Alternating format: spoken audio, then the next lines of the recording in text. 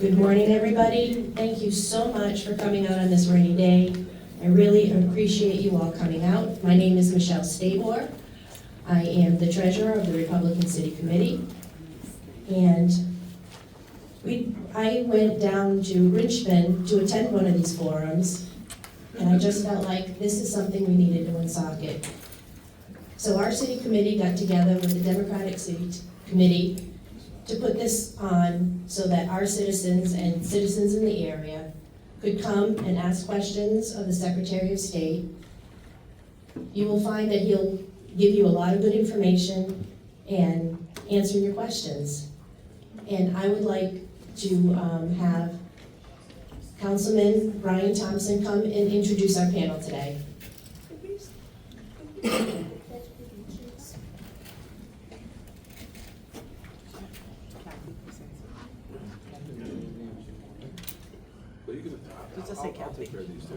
But someone asked me to pledge allegiance. Yes. All right, can we all stand with the pledge? I pledge allegiance to the flag of the United States of America and to the republic for which it stands, one nation, under God, indivisible, with liberty and justice for all. Good morning, everyone.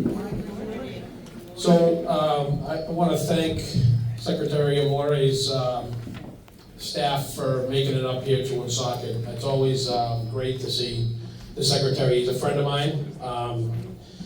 And so, without further ado, Secretary Greg Amore, thank you for coming. Please, if you could stand for a moment for a round of applause. And I'll have him introduce his staff for everybody. Can we do this without the microphone? Is that good? No? No? Okay. So thank you for having us. This is our sixth one of these events, the election integrity events, and we plan on doing two more. There'll be one in the East Bay, and there'll be one at the Board of Elections that's focused around the machine technology and the poll pads and the vendors who provide those to the state of Rhode Island. This is, to my left is Rob Rock. He is the Deputy Secretary of State. He is also considered to be one of the premier elections officials in the country. And he has a broad experience in all things elections. To my right is Kathy Placencia, our Director of Elections. She also has broad experience as the Director of Elections in Providence. These are our two elections experts. The Secretary of State obviously oversees a portion of elections, but we work with the Board of Elections, obviously, and then the local canvassing boards and the local officials who manage elections. So it's a three-pronged approach that requires all of us to do our part, but there is some separation. And I try to start with and lead with this, and that is that the Secretary of State in Rhode Island does not certify elections. So I don't count votes, and you don't want that. Rhode Island's system is set up well. Now, it has had some issues over the course of many years, but it's set up well where someone who is a politician is not involved in verifying votes, is not involved in the challenges around elections, is not involved in the certification. That is not the case in every state around the country. In many states, the Secretary of State is an elected official like I am, and they certify elections, and they are involved in challenges, and they are involved in all of the minutia surrounding challenges to elections. And we don't think that's proper, and so we think the Rhode Island system is better, where the Board of Elections determines, hears challenges and makes decisions on those challenges, and where the Board of Elections takes over the elections process as soon as votes are counted. And our Board of Elections manages the machines. They make sure that the machines are tested and ready to go. They hear disputes. They are the decision-making body in elections. Our job at the Department of State is to manage the central voter registration system, make sure that Rhode Islanders are aware of all things involving elections. So we are the voice of elections. I guess I'm the more recognizable person in regard to election administration, so we're on the radio and we're on TV and we are on social media promoting dates and deadlines and where you should vote and how you should vote, and we are advocating for improving the system. But for the most part, we are really focused on maintaining the voter registration list and making sure that's as accurate as possible. And I believe since I have taken office, I think 70+ thousand people have been removed from our list, and that's a result of elections mail being sent to someone and it being returned to our office or other offices. And then once that happens, that person is made inactive. And if they remain inactive over the course of 2 federal elections, they're removed from the list. And Rob will talk about this in more detail, but there is voter maintenance in regard to that list every single day. And that happens through a whole host of partnerships that we have and reports that we receive from other government agencies and elsewhere that help us maintain that list. I would say that, at this point in time in Rhode Island history, this is probably the most accurate the Rhode Island voter list has ever been. And again, Rob will get into more detail in regard to that. The other 2 things I want to point out are what we're dealing with in regard to making adjustments to the process that you all are aware of based on the signature scandal in the Congressional District 1 special election. And you know that on the Matos campaign's list, there were 4 signatures. And people are being prosecuted. You probably read that a week, 10 days ago, that there is 1 person being prosecuted. There'll be other people being prosecuted for that infraction. So what we saw in that issue particularly was a hole in the system. And if you recall what happened, the signatures were found by Jamestown, the local Jamestown canvassing authority. They somehow got that to the media, or the media got it from them. And that's really how the other canvassing authorities were informed. Now, there were a few others that had contacted the Board of Elections as well, but there was a hole in the system. And so we went to work immediately to try to make sure that that hole in the system was closed. And what we proposed, and what has become practice, and we hope will become law as the General Assembly moves toward their conclusion, the conclusion of their session, is that once there is an irregularity involving forgery or some sort of issue with the signature verification through the process to be nominated, we want the local boards of canvassers to contact the Board of Elections immediately and say, look, we see a pattern of fraud here, and we want you to be aware. And then that would trigger a communication with every single city and town to be aware of this campaign and this gatherer of signatures, this collector, this person. And to have those folks in real time take a look at those forms once again and really be vigilant about making sure that they are looking and comparing and contrasting and making sure that those signatures are valid.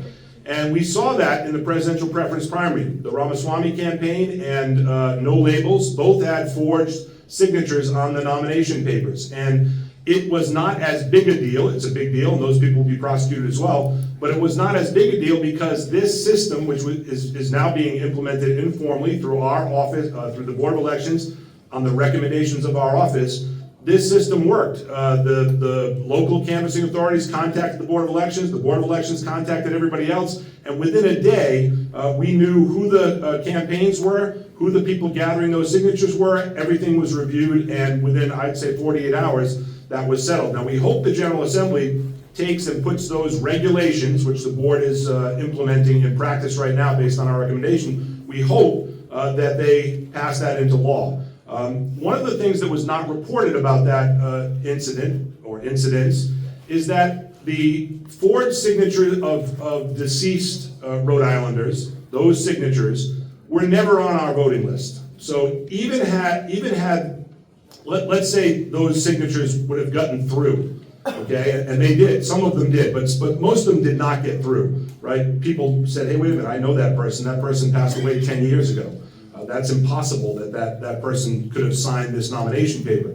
But even if that had happened, none of those folks whose signatures were forged, who had passed away, none of those folks were on our voter list. None of them. So they would have been struck by the locals anyway, not on the basis of a legitimate signature, but on the basis that they were not registered voters because they had passed away. And our team made sure we looked at all of those, went back and saw when they were removed from the voter list, and made sure that we had a good voter list. And I'm happy to report that none of those folks whose names were forged, who had been deceased, were on our list. And that was really important to us as a check.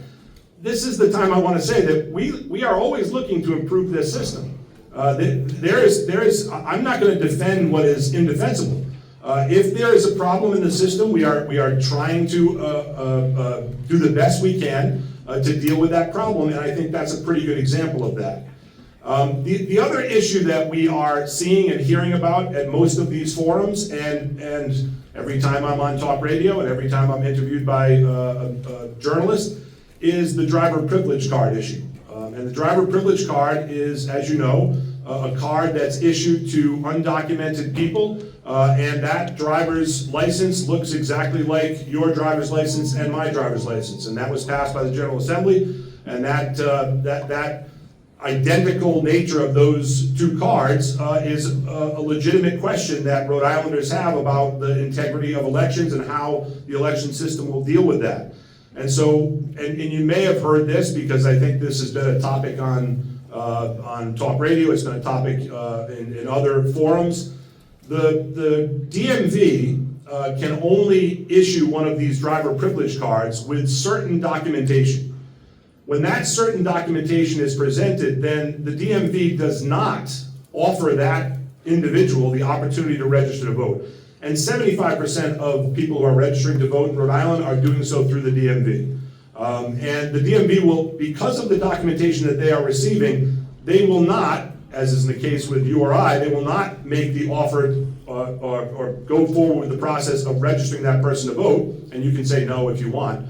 But that does not happen. So the folks who are getting these DPC cards are not able to register to vote at the DMV. But you could take that DPC card to your town hall, or you could register otherwise and write that number down and register to vote. And then I suppose if you were voting in person, you could go use that.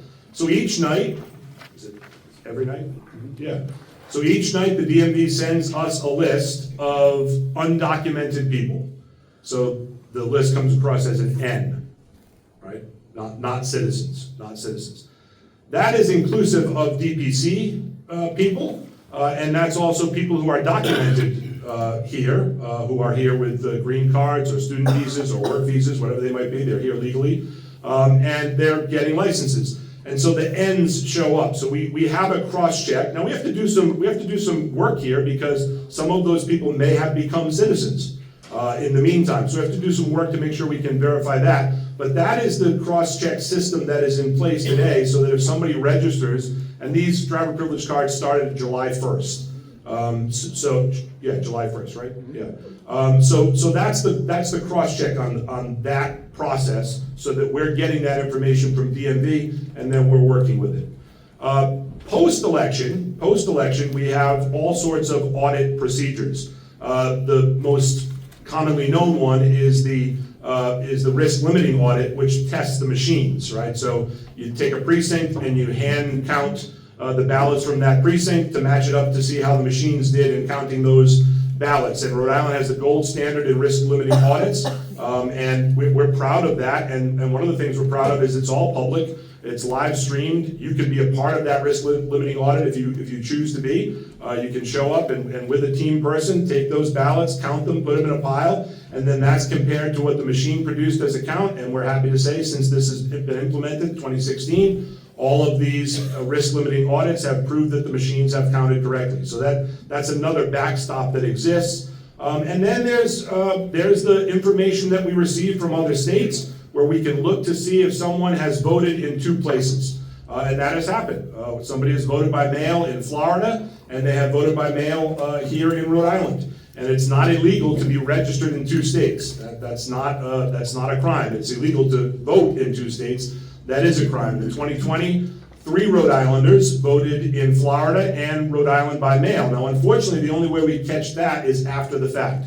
So that's a post-election audit where that is picked up by the screening, and we know that we have to send that information to the Attorney General for prosecution. 2 of those 3 people were prosecuted. The 3rd was found to be suffering from dementia and just made a mistake. So that is a piece of what goes into making sure that we can do the best we can to cross-check and audit these elections so that we know, to the best of our ability, that people are using the system legally. Again, this is a human-run system, and it's not a perfect system. It's a massive endeavor.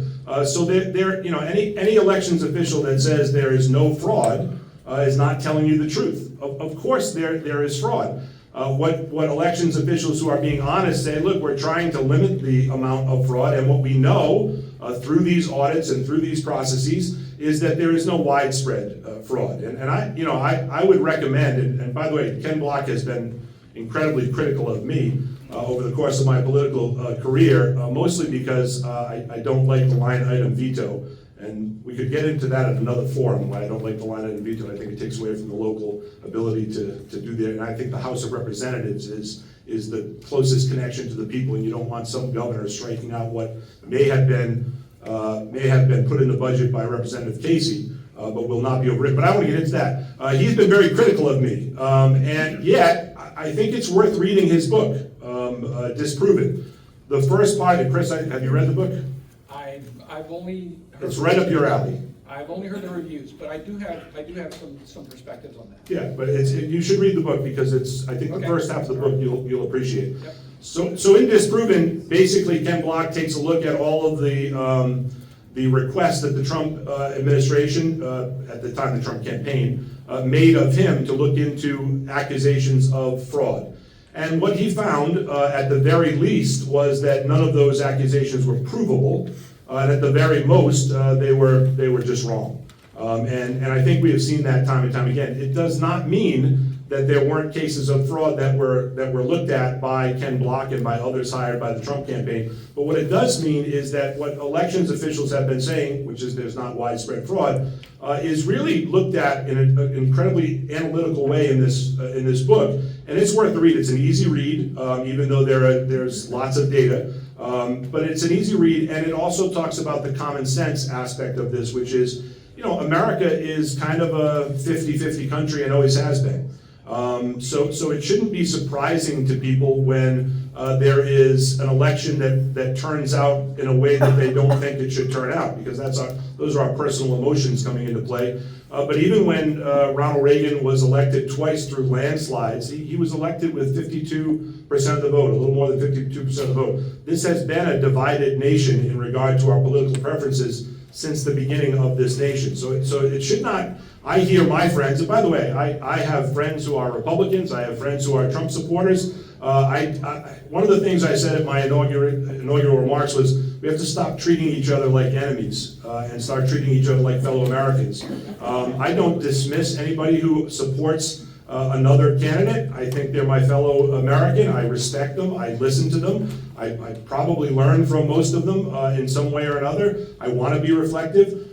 But I think we have to be fair about what we're looking at. And what we're looking at is the most scrutinized elections in American history. And they're scrutinized, and you're proof of this, right? You're all here. You want to learn more, you want to understand more, you want some of the answers, and we may not be able to give you some of the answers. And some of this revolves around policy that the General Assembly will take up. But the bottom line is people are paying attention to elections. Like they have never before. And when there is something, it's drawn out. And I think that's a good thing. That's a good thing. I don't think that anybody in government should ever try to pull the shades down. I think that the shade should always be open. I think that when there is an issue, it should be forefront. When the signature scandal happened, I was forefront.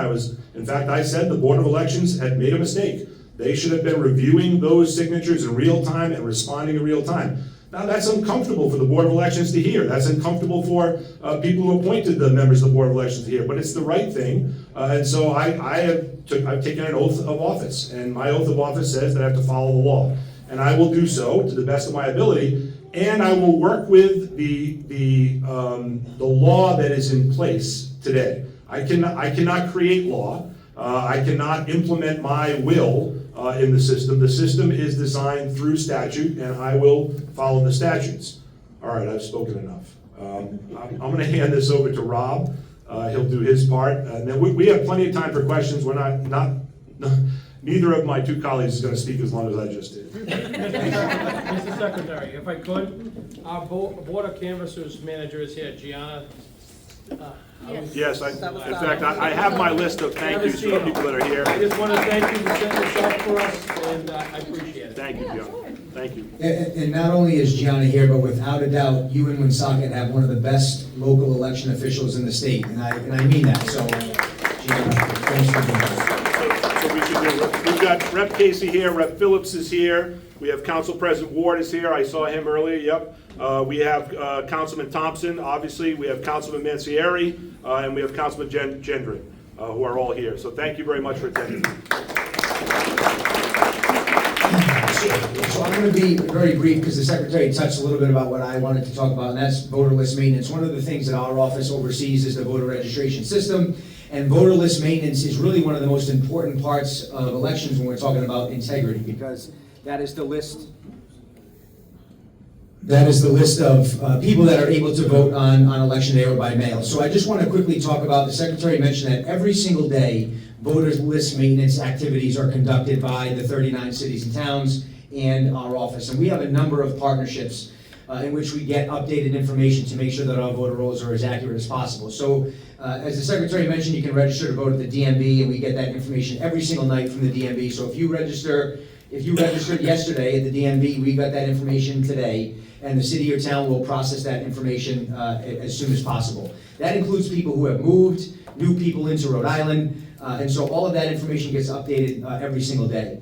You also have the ability to register to vote online. So you can go to our website, and you can put in your valid driver's license or state ID, and you can register to vote. You can change your party. You can, if you move from one address to another, you can take care of that online. And the cities and towns also get that information every single day, and they update it on a timely basis.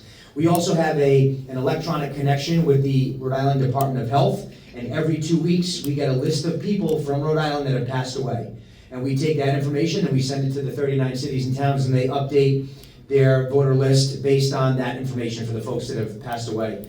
We also have a connection with our Department of Corrections. So every month, we get a list of people who have been incarcerated upon a felony conviction, and those folks lose their right to vote based on Rhode Island Constitution and state law. We also get a list from the Department of Corrections of incarcerated individuals who have been released from prison, because according to law, as soon as they're released, they get their right to vote back. So we get all that information from the Department of Corrections. And then we also are part of I say nationwide, it's the biggest voter list maintenance organization in the country, where 24 states plus the District of Columbia, so I'll say 25 states for argument's sake, 25 states are part of the Electronic Registration Information Center, which is ERIC for short. And every 60 days, we send ERIC our voter file and our DMV file. And they take all of the files from across the country that they get, and they return to us 4 voter list maintenance reports. One of them is a list that tells us anyone who is a duplicate voter in Rhode Island. So if you're registered to vote more than once in Rhode Island, we get that information from ERIC every 60 days. We work with the towns to cancel one of them, so there's only one record for each individual. We also get a list, I told you about the Department of Health, we also get a list from ERIC of people who have passed away according to the National Social Security Death Master File. So if you live in Rhode Island but are staying with a loved one in Florida or Massachusetts or what have you, and you happen to pass away there, we won't get that information from the Rhode Island Department of Health, but we'll get it from the National Social Security Death Master File. So those 2 reports, the duplicate voter report and the death report, we've been getting since 2016, and our last report that we got was in March, and both those reports had under 30 people, which tells me that when it comes to duplicate voters and it comes to deceased voters, we've got the most accurate voter roll we've ever had, according to those 2 pieces of information.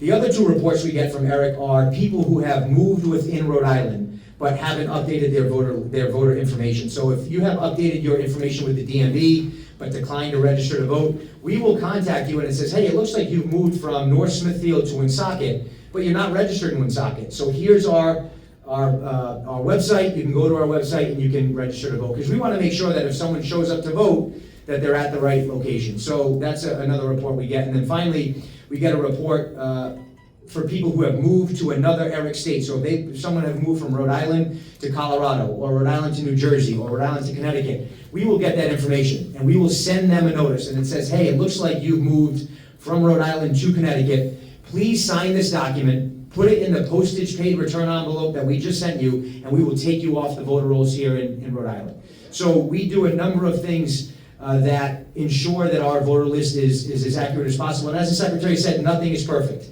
Nothing is perfect. And as a matter of fact, I know she's not here, but I wanted to shout out Sarah Vieira, who last week sent us a list of a few voters that she thought were people, and we looked into them the next day, and we appreciate Sarah sending us those, because it's not a perfect system. So, and I always urge folks, if you know of people that are not, who have moved, your neighbor may have moved, and we haven't got that information yet, we want you to let us know. And we will work with the city or town, just like we did on those 20 voters, and we made sure that we updated the list for those that were duplicates. Not all were, but some were. And so it's important that as you go about your lives, that we rely on you for this information. We do a ton of work to keep our list accurate, but it's not perfect. So whatever you can do to help us out, we'd appreciate. So I think it's important to talk about voter list maintenance, but I think it's now more important to hear from all of you. So we're happy to answer any questions that you have. If you could just talk about Florida for a second. Sure. So ERIC we have 25 states in ERIC. It used to be 33 states in ERIC, and over the last year,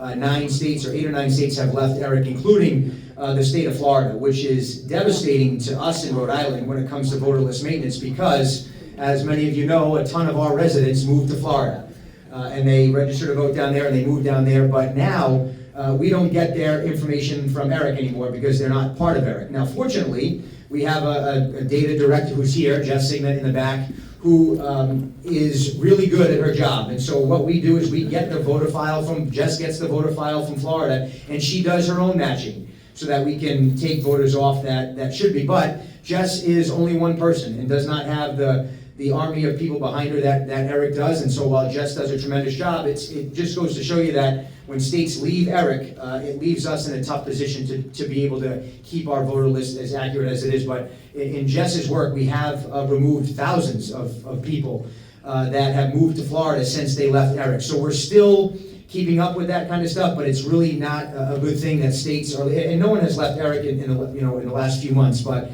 with the exodus of 8 or 9 states, it's really a detriment. So, but I think it's important to know that every single day, Gianna and the other 38 local boards of canvassers across the state are doing voter list maintenance to ensure that our lists are as accurate as possible. So I think we're good to open it up. And by the way, we're lucky to have Jess, because not every state department around the country has a data person. Kathy just wants to mention one thing before we go to questions, if you don't mind. Yeah, so I also want to mention that the local boards of canvassers also work with their individual vital statistics, so they receive a list on a weekly basis of people who have passed away, so that they have the opportunity to update those voter files. And then we're also working on another mailing soon with a 5-year no vote. So it's anyone who has not voted in 5 years, they'll receive a mailing saying, hey, do you still live in Rhode Island? And if they don't live in Rhode Island and the person no longer lives there, then that person, the individual that now lives in that household, is instructed to bring back deposit that mailing back to the post office so that we can start the confirmation inactive process of the removal process. They can go up to the podium. Okay, so I think we'll be able to hear them. Do you think? Yeah. All right. I can move the mic too. Hi, you mentioned that some states had pulled out of the ERIC program. Is there a reason why? Because I would think that it'd be beneficial for everyone to participate in the Agreed. same way. So what's the reasoning? Yeah, so there are different reasons for different states. Most of it, if I'm being honest, is based on misinformation. Some folks indicate that ERIC is funded by a political person, which it's not.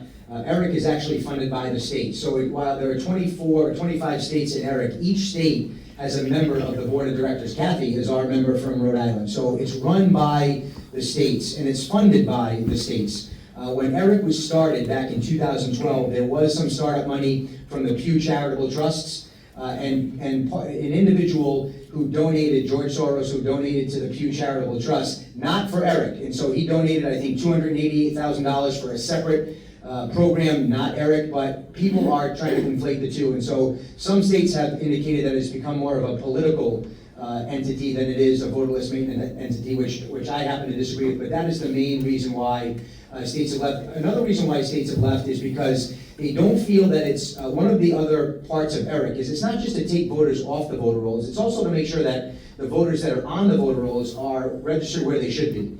So part of our membership agreement with ERIC, and by the way, this has been the case since ERIC started in 2012. We didn't join until 2015.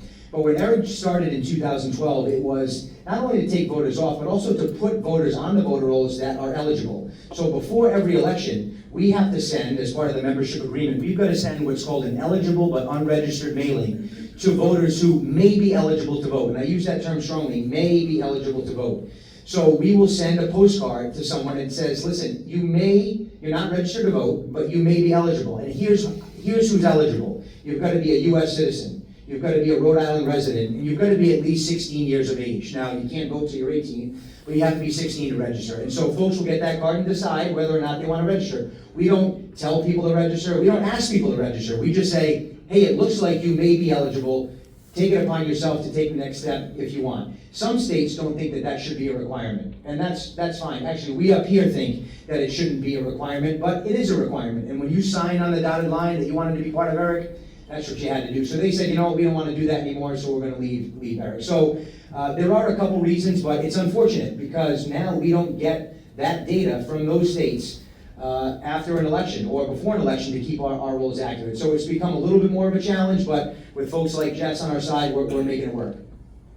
So two of the recommendations in this Ken Block book are two of them I think are fantastic, but they need federal action. And one of them is to take this system, this ERIC system, and make it a national system led by the Elections Assistance Commission, which is a bipartisan commission, and would be funded by the United States government, and that would be the home base of trying to gather all of this data and make sure that elections are run the same, or at least the voter maintenance list is run the same way across the country. Now, there's a problem. There are problems with that. Some people think that the federal government should not be involved that deeply in elections, right? And I understand that philosophy. But the other proposal that Ken Block has put forward, which I think is a really good idea, again, it would take federal action, is that every American would have a voter ID number. So you're born with a social security number, you'd also be born with a voter ID number. And that voter ID number would travel with you wherever you went, and that would determine whether or not you were an eligible voter. And obviously, if you became a citizen, you would then acquire one of those voter ID numbers. I actually think those are ideas that if were implemented, and they have to be implemented federally, they cannot be implemented state by state by state, would be a good idea. Now, again, the Constitution, I always carry mine with me, the Constitution gives the direction of elections to the states, and so there is a philosophical difference between people who think that it should be run by the states and federal money and federal influence should stay out of this. But if we're looking to secure elections, I think those two ideas are pretty good. I have a question. If I go on the site rhodeisland.voterregistration.gov, I have at least 10 neighbors in my one neighborhood that have moved and have not lived there, one for 30 years. And I think to myself, what you're saying is your registration is up to date. However, could it be that what's online is not up to date? Yeah, so I assume what you're talking about is back in 2012, an individual from New Hampshire purchased the Rhode Island voter file, which anyone can do. Anyone in this room can purchase the voter file for $25, and he put it online. And we've been dealing with this for over 10 years now, and people were really upset that their information was put out publicly. Unfortunately, in that regard, state law and court order requires us to provide the voter file to the public when they ask for it. This gentleman put it online, and it was, I think, voterrecords.com. If you Google yourself, I can almost guarantee that it'll pop up as a record from voterrecords.com. So What I don't know is when the last time that was updated.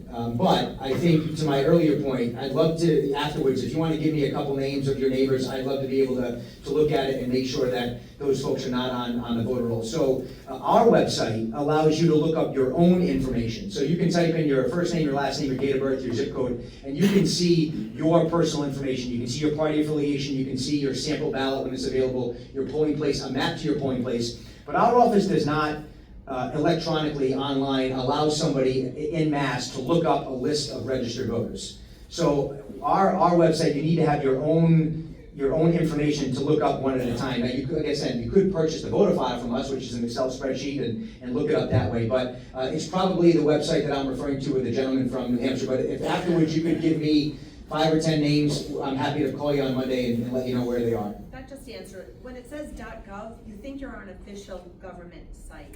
That's so misleading. I was appalled that all that information. Yeah, so was on there. I'd love the website and a couple names, and we'll get back to you on Monday. Sure.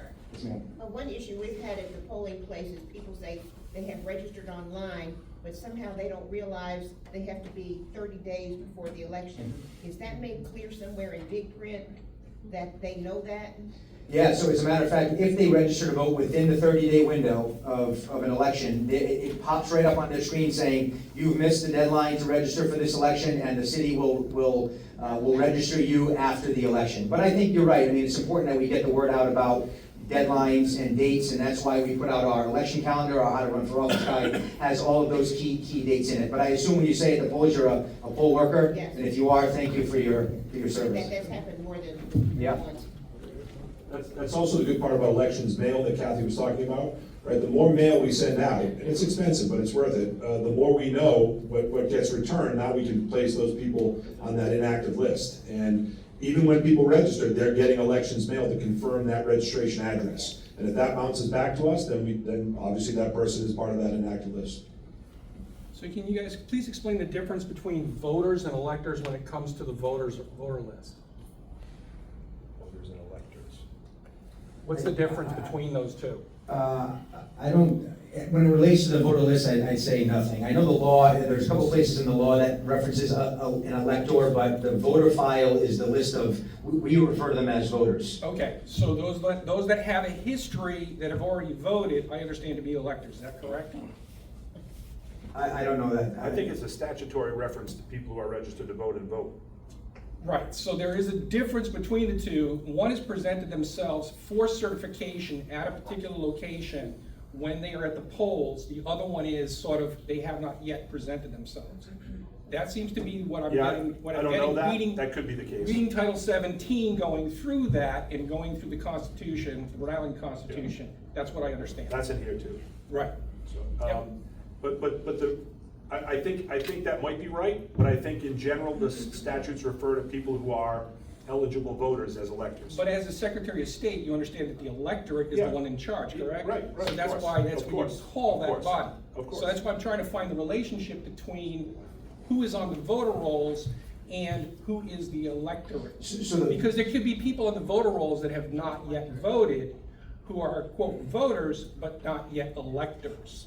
And that seems to be the reasoning behind why the federal government and the Supreme Court says, no, you can't remove people just nilly-willy. There has to be something that actually establishes them in terms of they are an electorate, they are an elector, and that actually makes them an attorney pro se in a court of law.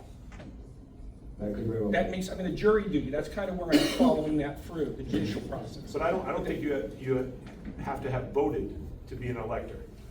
I think you do, because... I think you have to be registered to be an elector. Okay, so there's a question, that's a gray area. And I think that's an interesting question. Yeah. All right. I think that's it. I think you're a legal elector if you're registered to vote. But it would have to be proven that you're in existence domicile. Sure. So those duplicates that are showing up in the voter rolls don't necessarily apply as electors. And so there's a question there is whether you have to present yourself. I'm kind of comparing what happens with the voters to what you guys do in the State House and as representatives. So people can represent themselves as electors, and they are making their decisions, transferring authority to other attorneys, if you will. So that's my understanding right now. I want to know if that's correct. Yeah, we'll get back to that. We'll interesting, right? we'll throw it by our legal people and see what Okay, that all right, definition thank is. you. Although, I would say that, you know, to run for office. You have to be certified and qualified, right? You do. So it means that everybody has that taken, and that's sort of. You do, but that's you what- don't have to ever have voted. Okay, but you have to be certified, yes? You do. That You're- certification you're- process You're a is registered essential. elector. Okay. But All right, that's- you don't have to have ever voted. In fact, there are examples of people who have run for Okay. office who have never voted. But the certification process meant that you presented yourself in the court, if you will, of public or Yep. through that. Okay, so that's good. All right, thank you. Yes, in the back. Yeah, and I talk about mail-in ballots, and first of all, it's not up to you, but I think with mail-in ballot, there never will be any way that you actually know who actually voted on that mail-in ballot. That's another question, is how do you process mail-in ballots? You want to take that? Yeah. So are you talking about the one, the Board of Elections receives that mail ballot? Yeah, what happens, somebody gets. Yeah, so what happens is I that, got somebody else's mail-in ballot, I never asked for a mail-in ballot in 2020. I don't know who the But person you was. got a ballot application. right. No, I got a ballot. You shouldn't have gotten a ballot.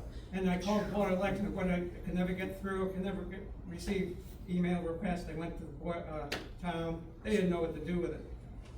So in 2020, every voter received a mail ballot, a mail ballot application automatically. So they had to fill that out and return it back to the local board of canvassers for that to be processed. Right, well, I didn't want So one. the mail ballot I got certification. somebody else, and I don't know who the person was, didn't live in my neighborhood or anything, had my address though. So then what happens when the Board of Elections receives the ballot is that they have two pairs of supervisors reviewing every single signature on the mail ballot, on the certification envelope. When do you do that? So they are allowed to certify up to 20 days before the election. They start the review process. So what they do is they look at the oath envelope with the voter's signature. They have a pair of supervisors. They compare that signature to the signature that we have on file in the Central Voter Registration System. And if they determine that that signature is a match, then that is a qualified mail ballot. Okay, so you get these mail-in ballots, you don't open them up the night of the election? No. Check them. You do that ahead of time? Yeah, they can start 20 days before. Okay, and what happens if you don't know if the signatures match? So if the signature doesn't match, the voter has an opportunity to cure that ballot. So they'll receive a letter saying that their signature did not match. That voter will receive a letter saying that the signature did not match on the certification. And so they have to return that letter with the signature. They have to have that letter notarized and return it back to the State Board of Elections. And about how many mail-in ballots are we getting now? In 2020, the most we've ever had, was about 175,000. In 2022, I want to say it was, back down to normal levels, it was probably like 30,000. So prior to COVID, the highest number of mail ballots we had was 41,000, which was in 2016. Okay. So you think for a presidential election, you're gonna get roughly 175,000? I do not. That was COVID where we sent everybody an application. So I think in this presidential election, my guess is that it's going to be under 100,000. I mean, that's a lot of manpower to check each one of those signatures. It is, yeah. Yeah, and that's public as well. That's available for anyone to go witness. I've done it a few times. And again, it's not just one signature. It's the signature on the application that's checked locally, and then it's compared to the signature on the envelope at the Board of Elections. And it's not just one signature comparison. There are the signatures on file. So you could have 4 signatures up on that board, and people are looking at those, and the people who are looking at the signatures have to be one Democrat, one Republican, or 2 unaffiliated, or an unaffiliated and then they have to agree. If one of those people does not agree that that signature is good, by the way, that happens because somebody might have had a medical issue and a stroke, and their signature has changed significantly, and that ballot gets pulled. We're fortunate in Rhode Island where you can present yourself and rectify that, prove who you are, and then establish another signature. But then all of these envelopes are barcoded, associated with the person who made the request. And again, I want to point out, you have to make a request to get that mail ballot. We don't just send mail ballots. You have to make a request either through our office online, where you punch in your Rhode Island driver's license or ID number, or through the mail process, the form process that already exists. So there are checks, and I would encourage people to go to the Board of Elections, ask them, and I think you call them on any day and say, I'd love to take a tour and watch the process. You can see how the machine works that separates the ballots. You can see the big screens that are, they're a little small in the screens in here that show the signatures, and you can be there for actual election processes, not just, and they'll run through a model for you, but you can actually be there during an election process and watch them go through those signatures, and it's a worthwhile endeavor. Out of curiosity, are they trained? I mean, signature analysis is a science, Yeah, they are trained. They're trained by former FBI signature analysis people, and they go through that process. And by the way, people have a tendency to think if you leave out your middle initial, that's going to get thrown out, and that's not the case. As you know, right? It's about the lean of the L, how the T is finished, how the I is dotted. Those are the things that they're trained to look for. And I just want to add to the gentleman's question about the mail ballots. If you did receive a mail ballot application or any mail that's for someone not you or not someone that lives at your house, it'd be great to let us know. Because instead of throwing it in the trash, we want you to let us know so that we can start that confirmation process to get them off the voter rolls if they shouldn't be there. I mean, let's face it, people who move, the last thing they think about is registering to vote. You've got to get a U-Haul, you've got to move into an apartment or a house. Everyone's move is a pain in the butt. And the last thing people think about is registering to vote. So it's not a malicious thing when someone forgets, but it's important that we ask for your help. If we send something to your house, or the Woonsocket or North Smithfield Board of Canvassers send something to your house and it's not for you or for someone that doesn't live there, just let us know. But another thing with the floor of a mail-in ballot, I mean, you can have the signatures match, but you really never know who voted on that. Yeah, I guess that's right, yeah. As a worker in the poll pads are wonderful, because if somebody actually got a mail-in ballot, it shows up on the poll pad and they cannot vote in person. That's right, yeah. The poll pads are wonderful. As a poll worker for over 10 years, what a difference. I'm glad you like them. So what she's referring to is the iPad that you sign when you go into the polling place. So if you remember, before 2018, when you went into the polling place, you gave your ID, and the poll workers have to sift through hundreds of pages to find your name, pull off the sticker, and you had to sign it. Right now, you scan your ID and it comes up in about 3 seconds. So it saves a lot of time. It is much more efficient, because a lot of times the poll worker inadvertently would pull the wrong label for somebody. My dad and I have the same name, and one time I went to vote and my dad's name was there and mine wasn't, because they pulled the wrong label. So, but with an electronic poll book, it's an iPad, that stuff doesn't happen. So I'm glad you like it. And to that point, what happens is if somebody has voted by mail, it shows up. And if somebody were to present a DPC card, it would say voter not found. Pat? Yeah, what was interesting about the last election cycles, we've had two heavily contested primaries here in Rhode Island, where in the absence of an endorsed candidate by the two major parties, the Democratic and the Republican Party, both parties' candidates were forced to go out and sort of deal with the system that independent candidates have had to deal with for years, which is go out and get their own signatures. They didn't have a party apparatus doing it. We saw the warts, obviously, Sabina Gate, where you had dead people, Mr. Ramaswamy had significant issues. What is the Secretary of State's office official stance on suggestions to improve the nominating petition process?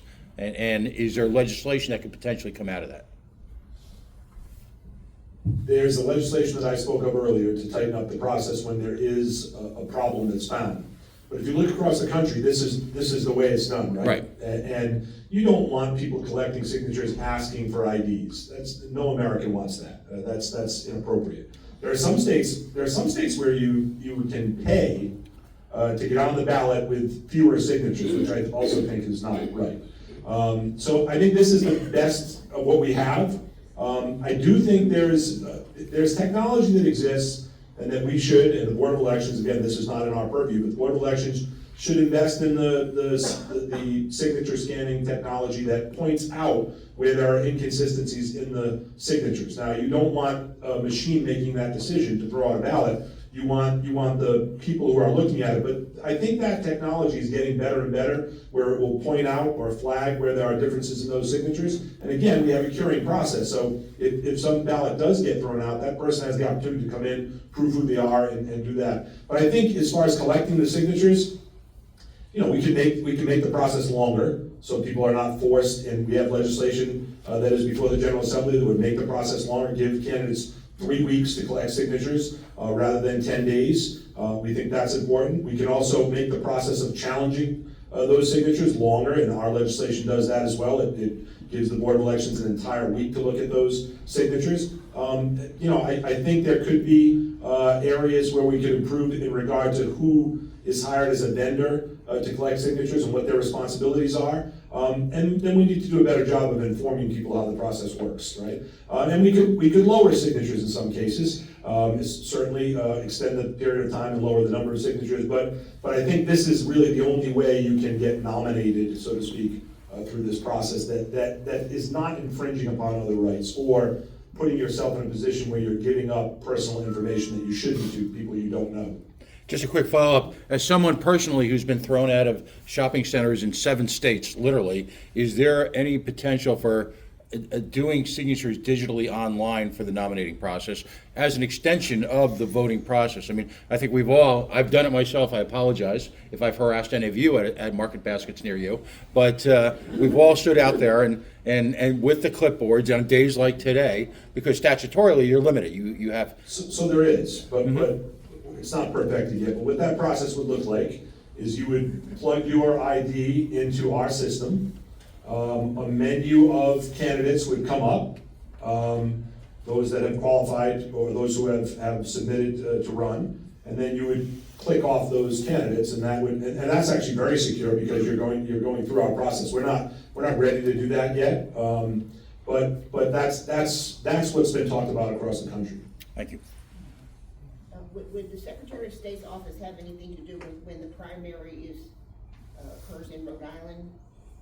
The General Assembly has to do with when the primary. By the time, like I say, I work at a precinct, there's 2,600 registered voters, and we had 100 show up. Because it's already been decided, is there no way? Oh, you're talking about the presidential preference primary? Yes. Yeah. Is there no way that can be moved up? Yeah, it was earlier. It was, and then. Yeah, but it's still all decided. I mean, if you wanted to vote. I hope for a day where there's competitive primaries and that Rhode Island is at the end. I think that's more of a reflection of our political system as it is today. It is, but I think that could change quickly. I think there could be a competitive primary in both parties where, and of course, we don't want to ignore the third party candidate, but there could be a competitive primary where Rhode Island has a key role at a later date. I would hope. And it has happened in the past. In 2016, the Sanders-Clinton campaign was still undecided by the time we voted. Yeah, but This year it happened to not. So I think that's really dependent on how competitive the primaries are. It's disappointing, all the voter apathy, because we're so late in the process, and why is that? Yeah, and it's changed over the years. It has been earlier. It hasn't been very early, but it's been earlier.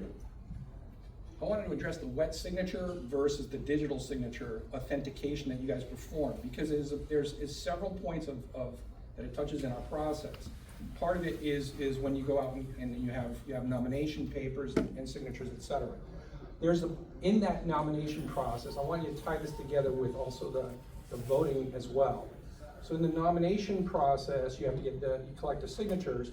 They go through the authentication that's local.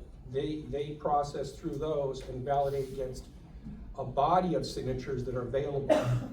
There's a collection of signatures available. So the state is actually holding on to, I'm trying to take a guess here, 20 signatures. Anything that you've done with regard to the state DMV, et cetera, they're collecting the signatures, correct? Mm-hmm. Is that true? Okay, so now you go through that process of collecting those signatures and validating against those. There's something else the Secretary of State's office does in terms of once those are passed through, those numbers that are passed through, there's some sort of certification process. Is that to validate, can you speak to that? Is that to validate or somehow I don't exactly understand what's happening here. I do see it on the site, Yeah. and So- I follow that. Yeah, so and what Chris is talking about is when candidates have to gather signatures, they get turned into the local board of canvassers, and Gianna and her fellow local election officials have to go through each signature and make sure that it matches the signature that's on file for the voter in the voter registration system. And if you're like someone like me, who has moved several times, and I've filled out a number of voter registration forms at different points in my voting life, and I've got 8 or 9 signatures on file for myself. Some people may only have 1 or 2, but some have many. And so when the city or town logs into the voter registration system and they type in the voter's name, because you have to print your name on the nomination paper or forms as well, and Gianna will make sure that the signature on the nomination paper matches the signature in the voter registration file. If it does, then Gianna hits accept, and that signature is recorded in the voter registration system for Chris, who's the candidate, who has to collect 50 signatures, and each time Gianna hits validate, it compiles the list of signatures. And then, if you're running for a state or federal office, the boards of canvassers have to turn the papers into our office, and we do the validation. So the city or town, we do the certification. So the local board validates the signature, and then we certify what the local board does. So on our site, you'll see a validation column, that's what the city or town has validated, and then you'll see a certification column, and once we get the paper, we then match that signature total to the town. But it's just it's the total. Yes. We're not doing the signature again. Correct. Right, but it's a two-step authentication Correct. process with 2 different groups of people. That's right. Correct? Yes, but, So we're not- but only one is looking at the signature, only the local looks at the signature. So you guys aren't looking at the signatures. We're looking at numbers. What you're looking at the count. Correct, so Gianna will certify in the back of the nomination paper that 38 signatures on this paper are good. So we get the paper, we match the paper number in our system, we see that there are 38 signatures, we match that to the paper, and we certify the signatures. So I understand that, and I'm gonna relate that back to the poll pads, because the poll pads aren't collecting wet signatures. The poll pads are collecting a digital signature, which isn't a really good indicator. They're not even, they're actually crappy if you want it. Right, and so those signatures, yeah. So they're not really checked, right? That's right. But is that compared against when you're doing the checking of the absentee mail ballots? No. You have 2 different things going on there. No. Those signatures are not used in the comparison. Those are not used in comparison. Correct. It's So- the so envelope there's- signatures, there's the 2 different request signatures, states. the registration signatures, those are the signatures they used. So there's 2 different processes being used completely when it comes to the voters, correct? But you're already using your identification. to Right. add You're the using vote. identification, so then that means that somehow that signature's been collected somewhere, but is that being placed on the poll pads? And if it is that poll pad in a third party, is a third party agency?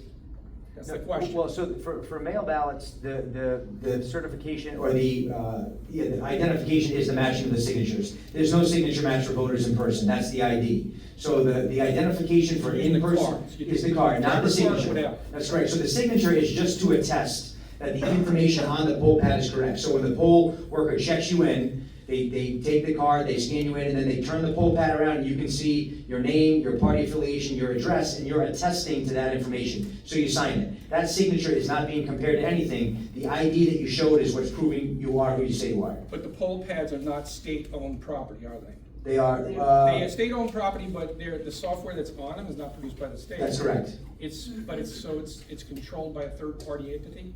Well, we use a vendor for the poll pads, yes, but the So how- signatures, So how do you merge the data from the poll pads to the? the only data that's brought back into the voter registration system is who voted, not the signature. Who voted? So, right, so the list of people who checked in on that poll book are reported back to the voter registration system, so you can get credit for voting in the election. Okay, so you have to merge them somewhere. You Correct. have mail ballots being processed one way, you have the poll pad stuff, the day of election being, or even early voting is happening on poll pads, true? Correct. Okay, so you have those 2 things, but you have to somehow merge them. Correct. Yeah, I know that's a technical detail, but it's like, it's Yeah, important. so because it is important because You're it, trying to figure out what those numbers really are, and you have 2 different things going on at 2 different locations. One's at state, at Plainfield Pike, and the other one is in the precinct. that's correct, and it all goes back to credit for voting, to make sure that every person who casts a ballot, whether by mail, early, or in person, gets credit for voting. Okay, let me transfer it, it's sort of an evidence, Correct. chain of custody type of That's situation, right? Yes. Okay. I want to acknowledge Senator Murray, who I saw walk in as well. Thank you for being here. Yes, ma'am. Thank you. I went to the website to review some of the things that I might be interested in. And it says that you can still vote if you are experiencing homelessness or don't have a permanent address. And we're told to contact the Elections Division for assistance. So I'm just wondering, how's all that going? Because as we know, that is a huge issue nowadays, and not everyone is a citizen of the United States or here, with good intentions. So as far as registering to vote, if you're homeless, you can register from your city or town hall. And so what we do is, you're still attesting on the voter registration form that you are a US citizen. So that's different than registering to vote at DMV, where you are required to provide proof of citizenship, and then you're prompted to register to vote once you provide that proof. But registering to vote while homeless, you can register at the board, from your local board of canvassers. Is that what you're?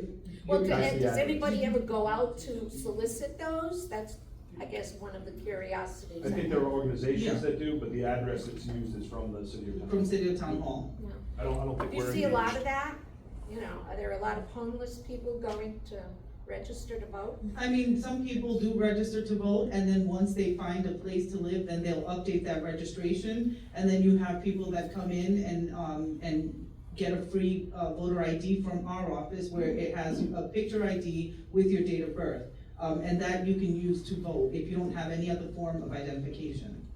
And you can also, all that information's public, so if you purchase the voter file, you can see who's registered to vote at city and town hall. From all 39 cities and towns. Yeah. And I don't think it's many, Yeah. Okay. out of the 700,000+ registered voters. I just saw it and I thought it No, that's was a good question. a Yeah, relevant of fact, course. since we're It is. in this very large homeless situation across the country. Thank you. Yes. Following up on that, I think of the people from Venezuela who, they opened their jails and let them into our country. Do you think those people will honestly sign, I attest that I am a citizen of this United States? If we know there are criminals coming in, and if the people who seek them out are looking for them, they're not going to ask, are you a criminal? Do you have a record? They're not going to ask that. Do you want to register to vote? That's their concern. So I cannot accept that the system is safe at this time. Okay. Do you agree or disagree? Well, I think the last thing that somebody who is undocumented wants to do is put themselves in front of a government agency. For money, they will. What's that? For money, they will. Yeah, I don't know. I just human nature leads me to believe that someone who does not want to present themselves to the government or put themselves in a position where they would be deported if they were to cast a vote. That's just. Putting himself in the government. You asked me for my opinion. That's my opinion. Taking benefits from the government. Question? And again, that's off of the topic that we're in. You're right, I got another question. Sure. What about the 16-year-olds wanting to vote? I hear a lot about that going on. I think it's ridiculous. Yeah, so My day, kids were more naive, but today they seem to be more stupid. So. I disagree. I disagree with your evaluation of kids. I spent 27 years as a high school history teacher, and I think this generation and the generations I taught, I think these are quality people and. There's always quality people. Yeah, no, well, okay, so that goes across the ages then. Okay, so I don't wanna take and say this generation's any better or any worse than any other But I don't think generation. 16 I think this age should be. Okay, so let's get to that question. I am on record of saying I don't think that's a good idea. I am on record of saying we want young people to be involved in politics and in their communities as soon as they can, as soon as they're engaged. I did sponsor a bill that became law that said if you were 17 years old, you could vote in a primary if you were gonna be 18. That's the beginning. That's the beginning of the end, right? If you were gonna be 18 by the general election. And again, that's a primary election, so that's run by the parties. It has nothing to do with the general election or the general Opening vote. the door. And, well, it opens the door to vote as a 17-year-old in a primary, but you have to be 18. 16-year-olds right behind. But you have to be 18 by the general election. I understand that. And I already said that my opinion is that 16-year-olds should not, for a whole host of reasons, and one of those reasons is, you know, our education system is set up so that your US history courses are mandated in your junior year. So you may not have completed, I'm sorry you don't like the answer, that's the answer. I don't like the answer, it just doesn't happen. Today in school. What doesn't it's happen? crazy. The students run the classrooms today. I mean, Again, that's not my experience, and I actually have experience. Yeah. And that's not my experience. When's the last time you were in high school? Oh, 40 years ago. Okay, so, We have a question, she's been waiting patiently Yes. over here. I just wanna answer the summary thing and right here, like, see the division? Okay, our 6-year-olds are not stupid, they're learning. One thing, and it do say that a 6-year-old can register to vote, but he cannot vote. That's They're right. learning. It's pre-registration. Learning process. Right. Okay, and that's the division, this is what our whole problem is, the division. And this been going on since before I was born, since most of us were born, all this stuff. We should not be discriminating. People come in here, they come in here for a better opportunity, but, you know, even if you're homeless, if you're in a homeless shelter, okay, I'm pretty sure all of us been there. The first thing you do when you come into a state, if you go to DMV and you change your license to wherever you live in, even if you're in the shelter, and that's proof right there that you're a citizen and you do have a place to lay your head and you can vote. You know, but one of the other problems I'm learning is that a lot of us don't know how to vote, even as adults. They don't know why we vote for, and so forth, and that's a problem, but they need to be educated. But I do see some states, no, they need to be educated. I grew up in New York, and what they're doing now, because people don't, and I share with them that a lot of people don't realize to understand how we should vote, and so on. Whether you're Democrat or Republican, it doesn't matter. But they need to know how to vote and enforce voting. And they've been training people and teaching people how to vote. And that's really a big problem. This is a wonderful state. I've been here 18 years, but I see a lot of problems and I see a lot of so 16-year-olds do have the ability to pre-register. Yeah, pre-register. Because that's their first contact with the DMV, but they're not put on the voting list until they're 18. And again, the 17-year-olds, and I don't know how many of them actually voted in the presidential preference primary, 68 kids. Those folks are gonna be 18 by November, so that's the deviation. And to go back to your question, yeah, I think we're doing it right now. I don't think we should make any changes to the age of voters at this point. I think we're in a position where, and that comes from. That's a mess you got. You're gonna have. Well, I don't, but they don't vote. But they don't vote, so that's not the mess we have. The mess we have, whatever that mess is. You shouldn't be able to register to vote when you go to get welfare. You shouldn't be able to register with the DMV. You should have, if you're a good voter, you're gonna go to City Hall, you're gonna register like I did. That's what you're gonna do. Okay.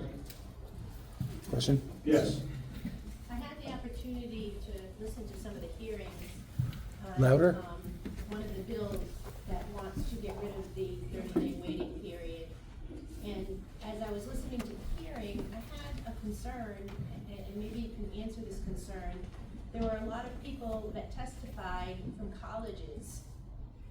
And it was always my understanding, as when I was in college and I went to New York, I got an absentee ballot from my state.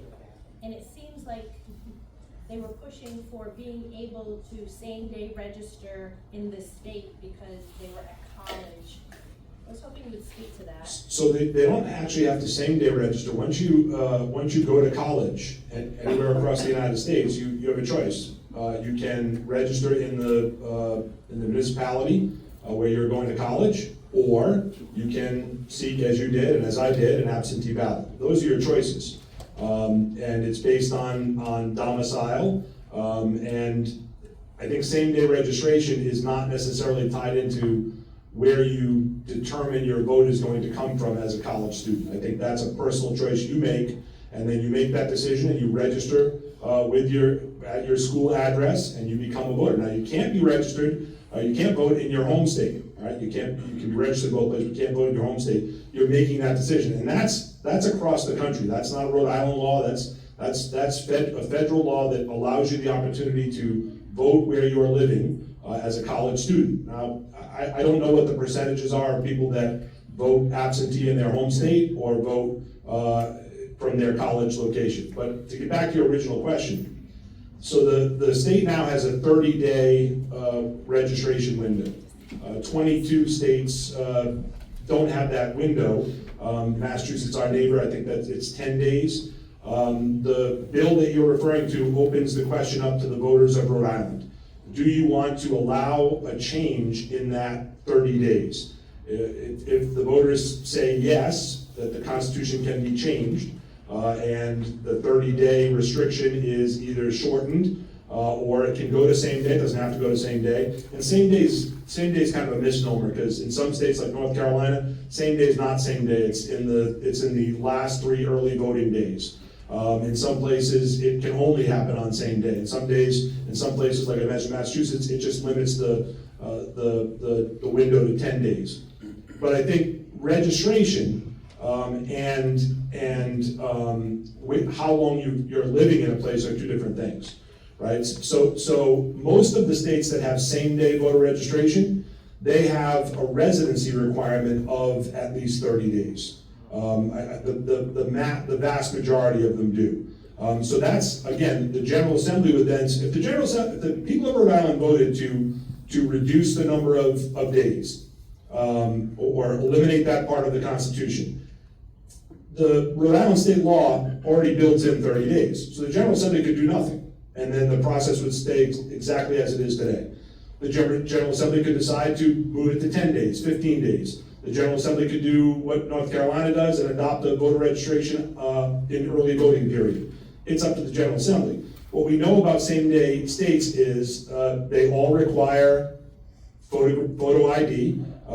They all require, well, they don't all require, but most of them require proof of residency and photo ID. In New Hampshire, it's two pieces of proof of residency. And so the General Assembly would decide where they would go. We're on the outlier at 30 days. In fact, you can't go beyond 30 days. The Supreme Court has already ruled that. So we're on the outlier at 30 days. We already do same-day registration during presidential elections, right? For president, vice president, that already exists. This would expand it to the entire ballot.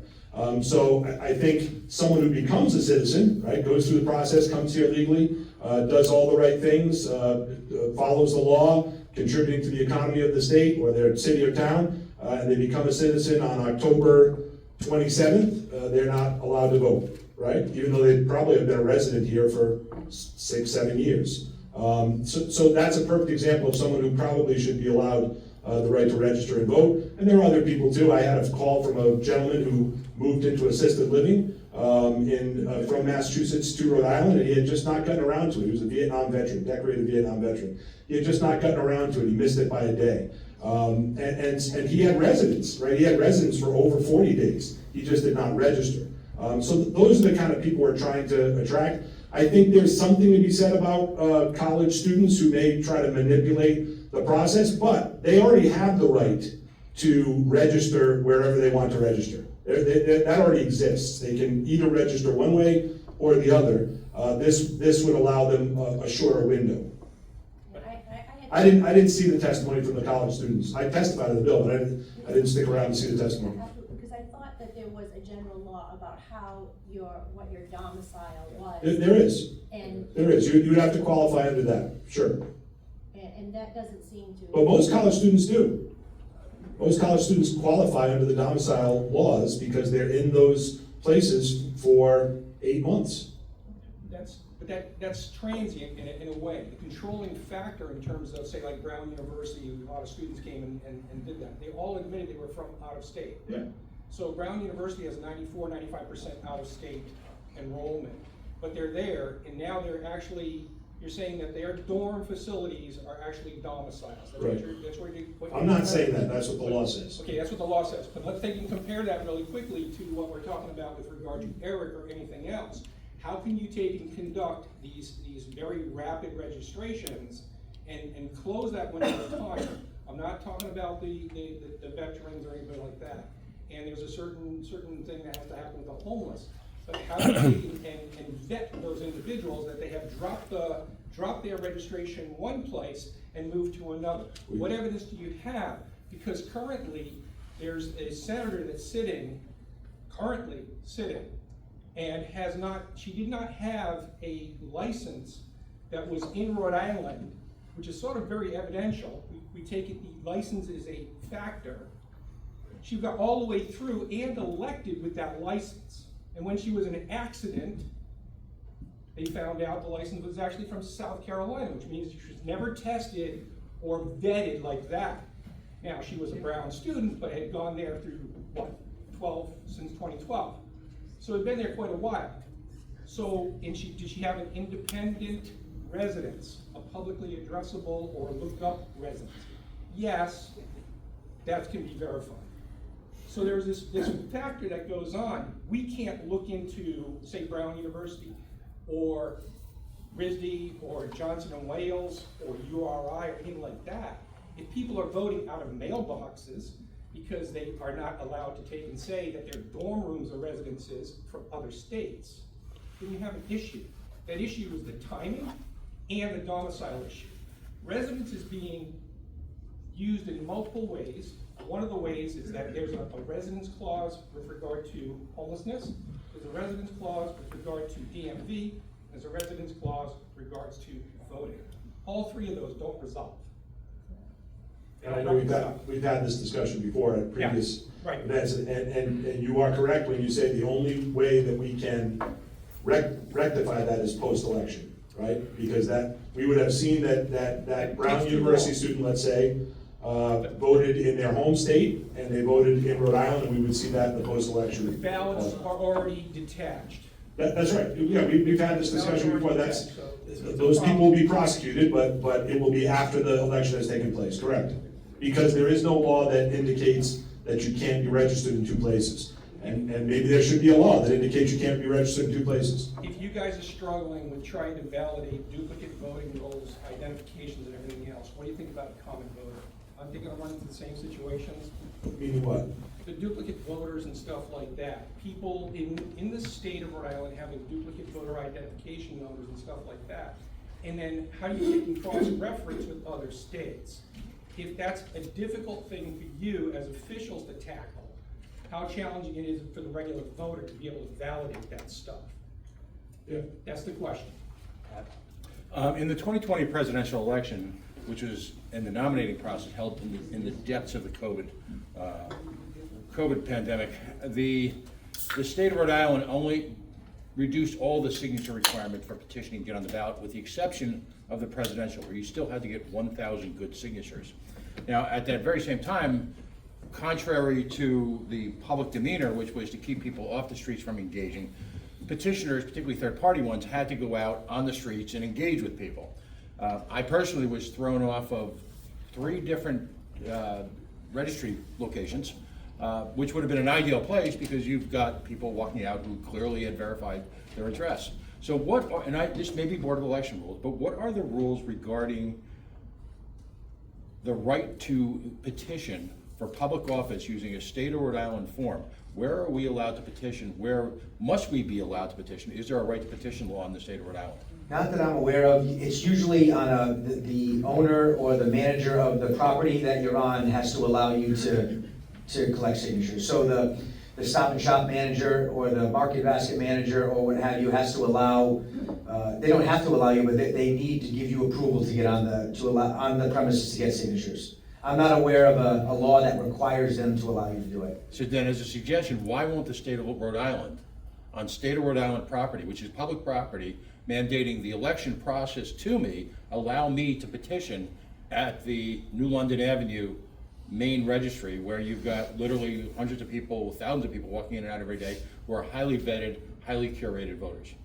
Yeah, I mean, it's a good question. I mean, there would have to be, I guess, a law that would force public entities to allow. I mean, we're the entity for state and federal offices to come pick up their nomination papers, and as you know, all of the candidates are picking up their papers at the same time. They usually sign each other's candidates' papers as they leave, and we certainly allow that. But I think there need to be a state law update that would mandate the DMV, the Department of Human Services, our office, the Board of Elections, to allow candidates onto the property to collect signatures. Just before we get to this gentleman here, so I know that Representative Casey and Senator Amore and myself, we all collect signatures the same way.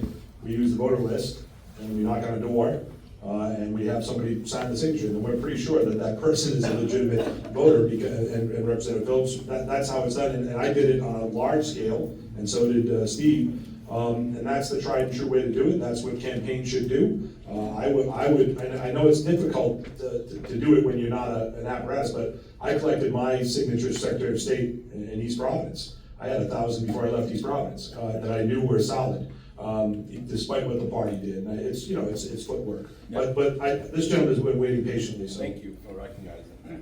I think many of us saw the video. I think it was a YouTube video when the Mattis campaign went to Central Falls. It was to get non-citizens licenses to help them with that process, and they turned it into a campaign event as well.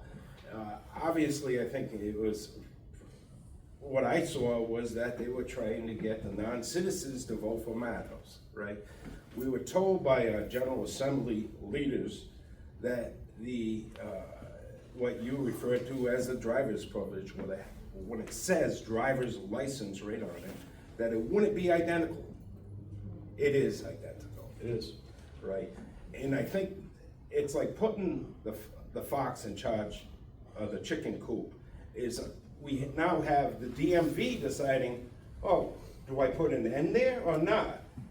And Rhode Island is a one-party state pretty much. And everybody's uncle and everybody's cousin works for the state. And it's like, how can we trust what anybody's saying? How can we trust, is there any validation to the N that you receive? Do we have access to that N? Can we scrutinize that? Do you scrutinize that? There's huge holes in the system, and it's by design, as far as I'm concerned. Again, you keep referring to it as a driver's permit. It says right on it, driver's license. I wish you would stop saying that. I refer to it as driver privilege card because that's what it's called in the law. That's what it's called in the law, but on it, it says driver's license. You can't ascertain one from another. You're right. And that's by design.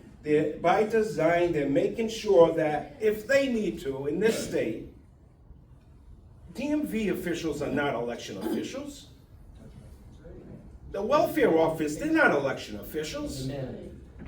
But we're allowing them, who are appointed by legislators, their families, their brothers, their cousins, everybody else, to determine whether or not to put it in there. Is there any validation to that? I think that the people that work at the DMV are processing, I don't know, hundreds of requests a day. Some of those are driver privilege card requests that are made. I know, I would go there and I see it in these long lines. It's like a third world country when I go there now. So my view is that those people are just doing their jobs. They're not making a decision as to who can go through the system and who can't go through the system. If you're applying for a driver privilege card, and again, that's the lawful term, if you're applying for that, you're presenting documents to these people. And they're processing it as they would process any other situation at the DMV, including a different type of license. They get certain documents and they process it in a certain way. So, I mean, and I've talked to this about Chris before, there has to be some faith in the fact that people will do their jobs. And that doesn't matter what state you're in, and that doesn't matter what process you're in, you have to have faith that people will do their jobs. But when you don't do your job, like we saw in the swing states, yes, okay, there's not a lot of evidence of fraud, But guess what? There's a lot of evidence of hundreds of millions of dollars, sucker bucks, going into swing districts, specific areas, where they politicize the whole election offices, and it turned into a get out the vote political operation for the Biden campaign, right? That's what's wrong with the process. And then, where's the video for the drop boxes? Oh, we destroyed it, but that's against state law. You're supposed to retain it. Where's the chain of custody for the mail-in ballots? Oh, sorry, we didn't follow it. Do you hold local officials accountable to the state law? So we can talk about chain of custody for all of these issues, if you want to talk about it, Rob, for the ballots in Rhode Island, how that works, and that it does exist. I'm sorry if I come off as angry, but I had enough. People telling us one thing, and then they do another.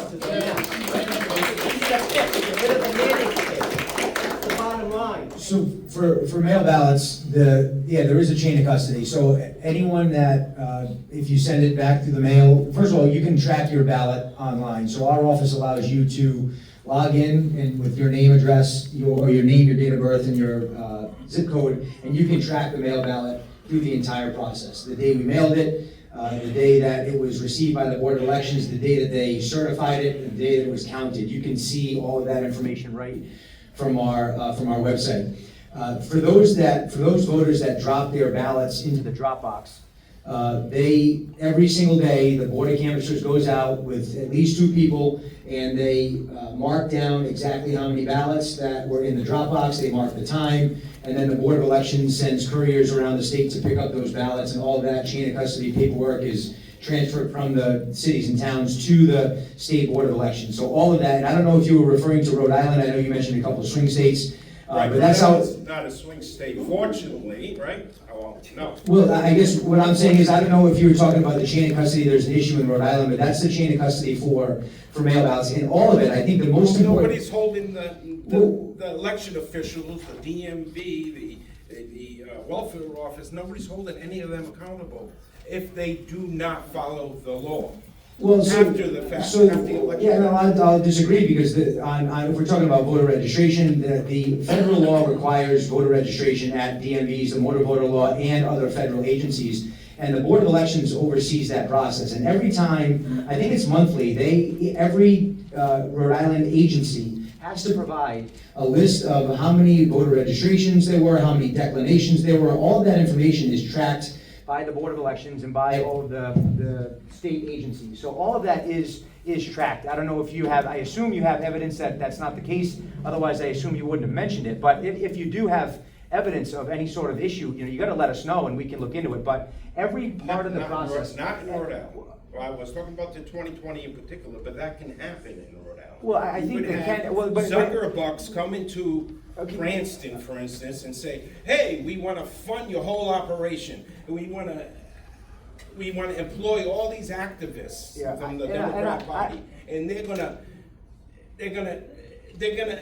after the election's over, just delete this file." And I understand there's got to be a little bit of exaggeration there, because any information, any money that was provided to a city or town was for hiring poll workers to make sure, especially during 2020, where folks were concerned about working the polls because the contact with people is not something that was proper at that point. So that's not how the Zucker Bucks were.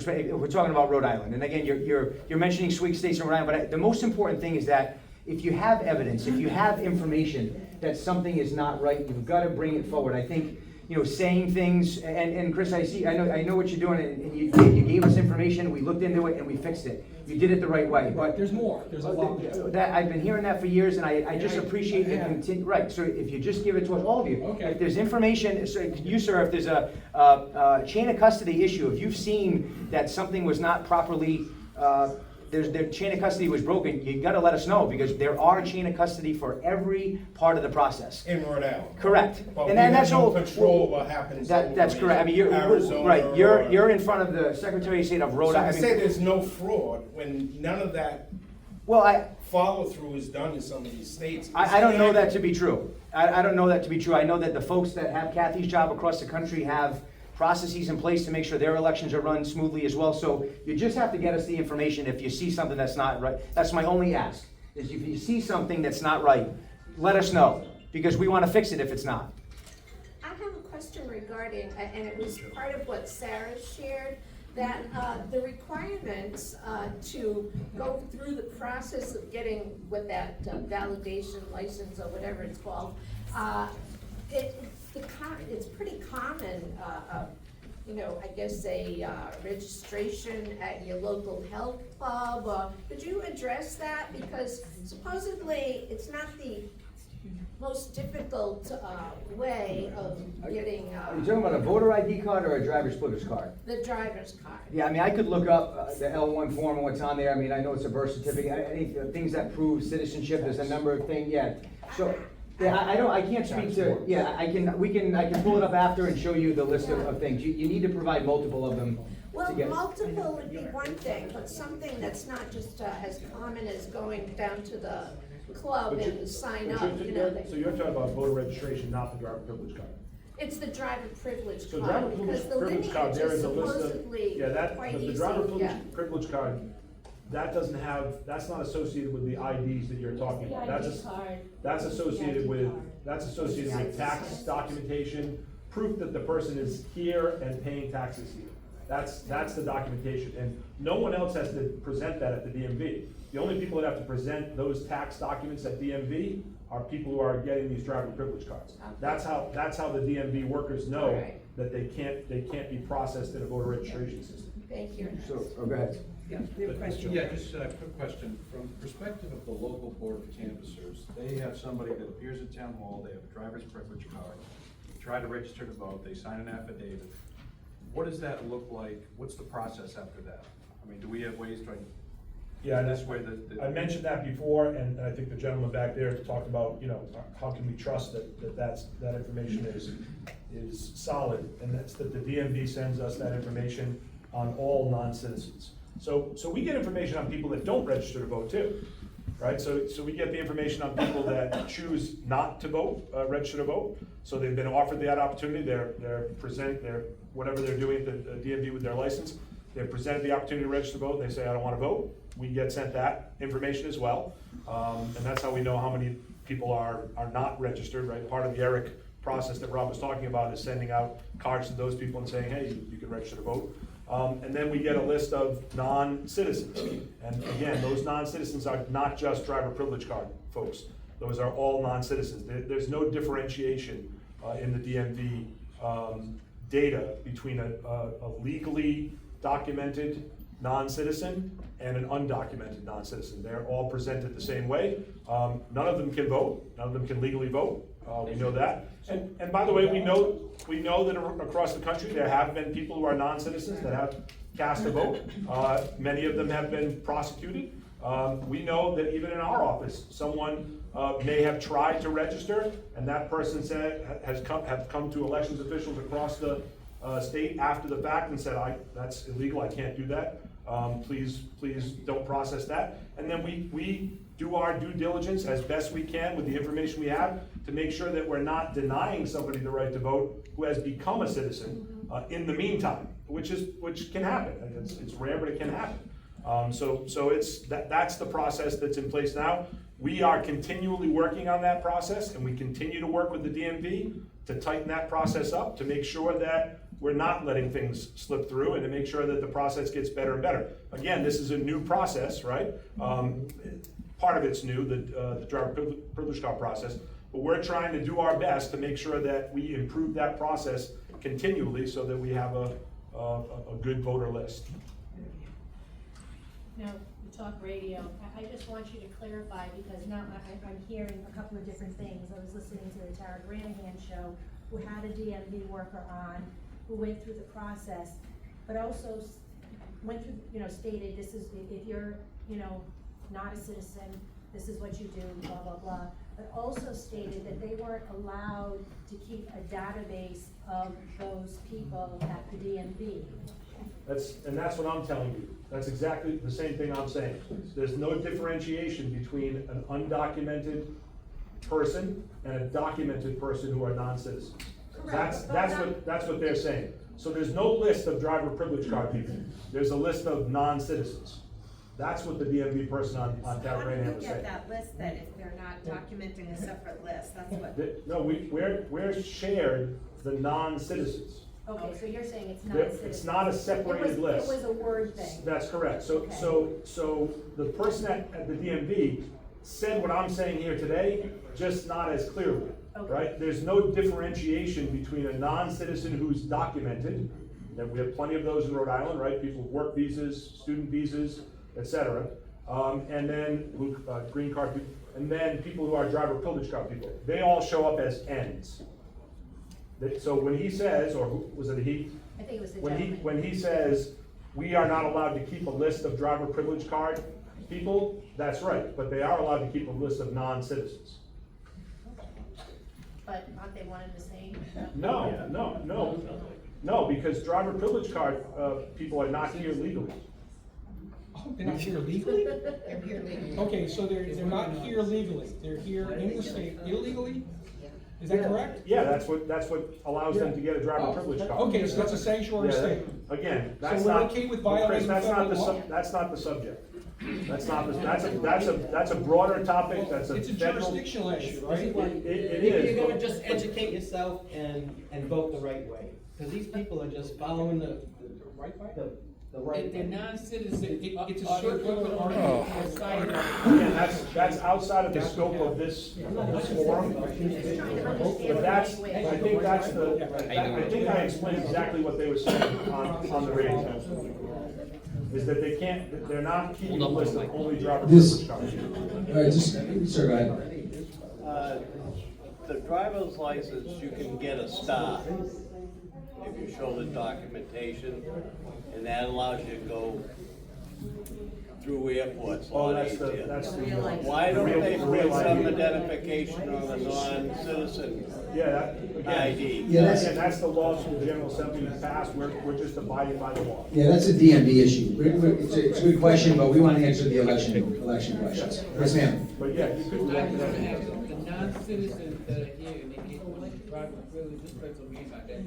Are they seeking their asylum for them to get that? We don't know. We have no information on those folks, other than they're non-citizens. Let's follow up the question here. I think early on you mentioned, there was an initiative for digital signatures in the future in Rhode Island? No. Not scribbling on a computer screen, but real digital signatures? No, what I was saying was there's software available for the people who are checking signatures on mail ballots. Okay, so no digital signatures? No, not digital signatures, It's no. actually kind I'm of- sure that's on its way. I'm sure we'll get to a point where we can get there, but I know your original question was about that cross-check. Okay, I misheard that. Yeah, and I think that's what I was saying, is that there is software now where it can flash what about this signature is different than that, and then the people can have a little more guidance other than the training they're getting from their. Let's keep the background noise down. Yes. What happens to all the ballots after they've been counted? Yeah, go ahead, Rob. So all the ballots, the cities and town, the polling place ballots are locked, they're taken out of the voting machines by bipartisan poll workers, and they're locked into boxes, and they're delivered back to the town halls, where they're kept for, I believe, 22 months, where's Gianna? 22 months. 22 months, and then the ballots for the mail ballots are, and the same thing with early voting ballots, they're in the machines, and then they're taken out on election night, put in boxes, and the towns keep them. And then the Board of Elections, does the Board of Elections get mail ballots to the towns? Or they keep the mail ballots? And the Board of Elections keeps the mail ballots on premise at the Board of Elections, same thing for 22 months. So they're all locked, and then they also are used for the risk limiting audit process. So to audit, to make sure that the voting machines read the ballots the way voters intended them to, those ballots are brought to the Board of Elections, and they're opened and used in the risk limiting audit process. So you have two distinct groups, the Board of Elections basically being made equivalent to the towns with regard to the mail ballots, is that correct? Yes, they keep the mail ballots on Okay, so site. they're keeping the mail ballots. That makes them the jurisdiction of authority with regard to the mail ballots. They're the ones ultimately responsible for them? Yes. So how do we the people within any of those towns, have any say with the Board of Elections? Jurisdictionally, in the court of law. You can ask the Board of Elections about it. Okay, so they're being made equivalent to all of the towns, but they're now actually treated differently, and that was actually put in place by The General Assembly. the General Assembly. The Board of Elections is created is a creation of the General Assembly. Okay. So it's in statute as a creation of the General Assembly. You know where I'm going with that. Yep, we've had this said this conversation before, before, too, yeah. is that the General Assembly is actually the ones that are put in power by an election system that's controlled by the Board of Elections. And then they make laws that turn around and actually govern how the elections are conducted. So that seems a little bit backwards to me. And that's just what I'm pointing out, is that with that disparity between the mail ballots and the same day vote, or the election, people that go into the polls on the day of election, you have two different groups and two different certification processes as well. And what's not happening, and what happened in 2020, is the mail ballots, and this is, we can talk about what happened in terms of particulars, but what it did is it deceptively led the public to believe one situation when that was not the case, because no mail ballots were merged until late at night when everybody had fallen asleep. So we had one situation where people were seeing the poll numbers being reported, election night reporting, and then another situation where they woke up the next morning like, what happened? If they had been merged inside the polls on the day when they needed to, you wouldn't have had that, because you would have had proper results. Right. So you have two distinct groups and data being held from the public until when it's deemed necessary to say, take and put that out. Yeah, those states should change their processes. Right. I agree, but we are. That's us. We are not. No, No, it's it's us. not us. Yes, it is us. That's exactly what happened. Greg, come on. That's exactly what happened. I So looked how- into it. you wanna go through Our the- data did not get pushed. The mail ballot data did not get pushed, and I have the snapshots and all that other stuff, Yeah. until late at night. That's correct, yeah, because the Board of Elections, and they had been saying this all along, they were saying that the polling place results were gonna come in starting at 8:01. As soon as the polling places were closed, the results would be transmitted to the Board of Elections. And then I think at 9 o'clock, they were gonna do the early voting machines. And then I think they were shooting for either 10 or 11 on the mail ballots, and it did take longer than expected, because it took longer than expected because we had, 180,000 mail ballots, or 170,000 mail ballots, which was much more than we've ever had before. So all along, the Board of Elections was explaining that this process, and yes, it did happen a little bit later, but it's not as if there was any malicious intent. It was that mail ballots take a little bit longer to certify, and those were put out. It just happened to be I'll take your word for it, 2 in.the morning, but that's the natural process for election results. But there are some states that don't even start to process those ballots, right? There are some states, and many of the states are the states that were swing states. Those are the states. Let's talk about Rhode Island. No, I'm explaining what I was talking about. Okay. That they're not even processing the mail ballots, right? So Until the day of election. Correct. Okay, so we began processing them early, I understand that, about October 28th, running them through the high-speed scanners. Yep. Right, the DS-850s, which we had 3. One of them failed, I got that, and all the other details as well. The issue at point, though, the point that I'm making here is jurisdictionally, you have people that are canvassers, board of canvassers, that are on the hook as far as the law goes for certifying an election. They're the ones that are actually saying, this is correct, I certify this election. I'm the one that's reliable. Jurisdictionally, the people that were elected turned around and made a separate entity. The Board of Elections become the full entity when it comes to handling mail ballots. Yeah, Chris, you made the point that there are different players in the process. State law governs all of this. You're absolutely right. The Board of Elections handles mail ballots. The local cities and towns handle early voting, and no one's denying that. That's exactly right. That's the way the law is written. But they're not peers. But the board certifies all of that. They're not peers. What I'm saying is the Board of Elections is not a peer entity to the cities and towns. Okay, that's okay. They oversee the cities Yeah, and towns, right? Okay, they oversee them. Yep. Oh, okay. And they so they're certify elections. They're confederated, correct? That's Okay, the so term they're you two want to different use. entities. They're not peers. Got it. All right, thank you. You're welcome. Who's next?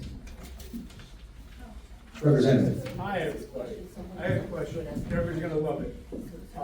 So, I wanna know from the Secretary's office, and I think Greg, you and I have had a conversation about this.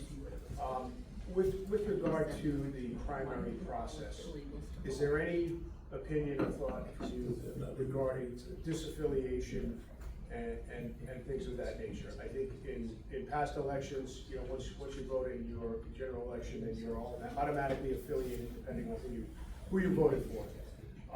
I think that it might save the secretary's office some time and paperwork, and it would save the voters some time and paperwork to have, yes, you can be a registered Democrat or a registered Republican or registered unaffiliated, but if you go to a primary, you should be able to take whatever ballot you want. Let's say there's no Republican primary, but you haven't taken the opportunity to disaffiliate. You're basically shut out of that primary election, and you can't vote for, let's say, the person who you think would do the best job. So I can speak to the unaffiliated voters because that's the one that, that's the bill that you have voted for, and thank you for that, and the bill that we are promoting, and that is if you're an unaffiliated voter, which by the way, 47% of Rhode Islanders are, right? That's the plurality of voters in Rhode Island are unaffiliated, right? And I actually think that's a good thing, because then they can do what you're saying, right? They can pick and choose which primaries to go into. So our bill, and the one that you supported, says that if you're unaffiliated on your way into the ballot box, you're unaffiliated on your way out. You don't have to do anything. So if you are an unaffiliated voter and you decide to vote in a Republican primary or a Democratic primary, you will not be a Democrat or a Republican for even a minute. You'll cast your ballot and you'll stay unaffiliated, and that passed the House last year overwhelmingly. I think you're gonna vote on it next week in committee, and we hope to get the Senate to do the same thing, and that takes care of the unaffiliated part of that group. This bill does not deal with a Democrat or Republican who's going over, they'd still have to affiliate or disaffiliate, but certainly we could look at that process going forward. But I think this is a good first step for 47+% of Rhode Islanders who would like to not associate with a party, but be able to vote in a primary as they see fit, and then stay unaffiliated. I think that's a positive thing to encourage people to vote in the primary process. Right, it is a good step. I just think that in the end, you know, no matter how you're registered, you should be able to not have to disaffiliate at any time and just say, let's say if I was a registered Republican, but I wanted to vote in the Democratic primary, I should just be able to do that rather than have to. Yeah, and ironically, I think the people that will be most against that proposal are Democrats and Republicans. Yes. So I'm one of those guys Yeah. who would say everybody should try to vote for the best. That's right, so that's why we're dealing with the group of unaffiliated voters who we think should have that option, right? And without having to affiliate, because I know a lot of people who never want to be associated with either one of the parties, and they get upset by the fact that they walk into a primary and all of a sudden they become a Democrat, and they say, oh, I don't ever want to be associated with the Democratic or Republican Party, please let me just stay unaffiliated, and that's what this bill will do, but I see your point, yes. Thank you, Steve, for that question. Speaking of unaffiliated, why can they not serve on the Board of Elections? The Board of Elections. Board of Canvassers. Board of Canvassers, rather. Republican representative. Because You just can't have more than one of the same party. You just can't have more than two of the same party. So they can be unaffiliated. There's a limit to how many. I was told I could not because I was unaffiliated. I don't think. Yeah, I mean, we'll look into that, but I think what Rob has said is correct. You can't have more than two of the same party. Correct. Yeah. They don't have. You could have two unaffiliated. Sure, Yeah. sure. The first time I ever worked at the polls, there was a young lady sitting near me, that was in Woonsocket at one of the schools, and I introduced myself, and I told her I was Democrat at the time, and so was she, but she was from Providence, and I guess they had sent her down because there weren't enough people working the polls in Woonsocket. So that was my first introduction, that like, okay, so, you know, there are rules, and we went through the practice and the, the education process, but here I am sitting next to another Democrat from Providence, so it was kind of weird. Yeah, I mean, I think one of the things that I said to Chris before, and I said, we have to start trusting in our fellow Americans, to do the right thing. And I know that for some people that's a big leap, but if we don't start to deal with each other on equal footing and assume the best of each other, then we're in deep trouble as a nation. And so I think that no matter how you affiliate, we need to treat each other better, and not dismiss somebody as other, just because they have different views. I think we can, the gentleman who talked to me about high school students, I respect his opinion. I hope he listened to my opinion. I'm not gonna judge him as a human being. He's probably a very good good person, and we have to get back to that, so that we're not at each other's throats about politics all the time. And I was an education, also teacher and principal here in the city, so the thing is that, you know, we're given rules and laws and expectations, but then, you know, we're face to face. And I had no problem with that, we both, you know, did what we were supposed to do. And I think most people do. Yeah. I think most people do. And again, this is an imperfect process. Part of the reason we are traveling the state to do this, and some people have traveled with us to every one of these sessions, is that we want to put a human face to this process. And you know, I've been called everything by everybody since I've been in politics, and it doesn't really bother me. I was a high school baseball coach, so I've never made a good decision. So it doesn't bother me. I think that it's important that you trust that I'm a Rhode Islander who was born and bred here, who tries to be fair, that I treated all my students the same way, no matter who they were, where they came from, what they believed, that I am not an ideologue. I think my Democratic colleagues would tell you that I am not an ideologue, and that I am open to ideas, and I am open to improvement. And I think the people that we have hired in our department to do this, I think they just want to do their job the best they can. And people make mistakes, and people have different opinions, but I just hope we can say that we're putting our best foot forward, and we're learning from these forums. Yes. What I remember a few years ago was the polling place wasn't open, so we had to go into the drive-thru in Cranston to put our ballot in a drop box. And so what I remember is I went to the website that the day after I went to the drop box, and it said that my ballot was accepted, but then in November of that year, the day after, when I went to the website, there was no record that my vote was looked at or anything. I went all through the website, I went to every single tab, and nowhere in the vote.ri.gov website did it say that my ballot, I don't know what happened. Yeah, so if you give me your name and address afterwards, we can look in to see if you got credit for voting in 2020. There was one other gentleman over here. Did you have your hand up, sir? Did you have a question? No, I just said, just get independent, then you can decide who you like. Because you know what, you come here, you got a Republican, you got the Democrats, right? They're banging heads. I wanna vote for the person who's, what they're gonna do for me now, what I'm gonna do for them. Oh, yeah. You know what I mean? What are you gonna do for me? You're gonna get my vote. And I'll give you whatever, my vote, whatever. But if you're independent, boom. Yes, us independents gotta sign a paper after, every time we vote to disaffiliate, right? Independent. I would love that to go away. We want the Senate to pass that bill, Yes. Senator. I would love that to pass, because it makes it real hard for these workers, for our workers, who's working at the polls. Yeah. And it makes it harder for them. We agree. And all the paperwork that the board of. That's right. It helps the board of canvassers as well. We're starting to wrap up. Do we have any last questions? Secretary White, I really want to thank you for taking the time to come with your two colleagues. And as you can see, this is a topic that's very important to us. I have several friends from local organizations that wanted to come, but were not able to come today. And you can see the passion that we have for this and some of the potential weaknesses that could be had. In complex systems, there's often an interface issue, like with the DMV or some other government agencies, Social Security, that there's a lot of passion and interest in getting those as high quality as possible. And I see you're trying to address that issue of trust that you mentioned, trusting our other fellow citizens and departments.